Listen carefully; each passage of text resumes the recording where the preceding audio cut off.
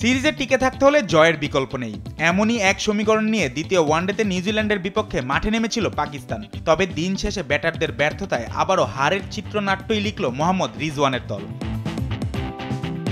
নিউজিল্যান্ডের দেয়া 293 রানের টার্গেটে ব্যাট করতে নেমে মাত্র 32 রানেই 5 উইকেট হারায় পাকিস্তান। তখনই অবশ্য অনেকটাই লেখা হয়ে গেছিল হারের এপিটাফ। তবে লেজের দিকের ব্যাটারদের সৌজন্যে কিছুটা হলেও মন রক্ষা হয়েছে তাদের। এই হারের সাথে সিরিজ হারও নিশ্চিত হয়েছে পাকিস্তানের। হ্যামিল্টনের সেডন পার্কে ব্যাট করতে নেমে কিউই পেসার জ্যাকব ডাফির তোপে মাত্র 9 রানেই 3 উইকেট হারায় পাকিস্তান। উইলিয়াম ও রুরকি আবদুল্লাহ শফিককে আউট করার পর ইমামুল হক এবং বাবর আজমকে সাজঘরে ফেরান ডাফি। শুরুর এই ধাক্কা সামলানোর আগেই সাজঘরে ফেরেন অধিনায়ক রিজওয়ান এবং সালমান আগা। পাকিস্তানের প্রথম 5 ব্যাটারের কেউই পারেননি 2 অঙ্কের ঘরে পৌঁছাতে।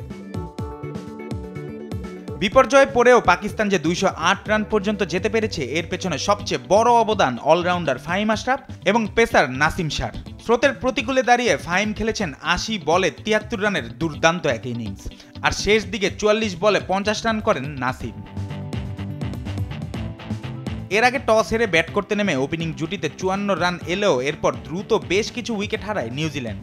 132 রানে 5 উইকেট হারানোর পর শক্ত প্রতিরোধ করেন মিচেল হেই এবং মোহাম্মদ আব্বাস। দুজন মিলে করেন 80 বলে 77 রানের জুটি। আব্বাস 41 রান করে আউট হলেও 1 রানের জন্য সেঞ্চুরি মিস করেন হেই।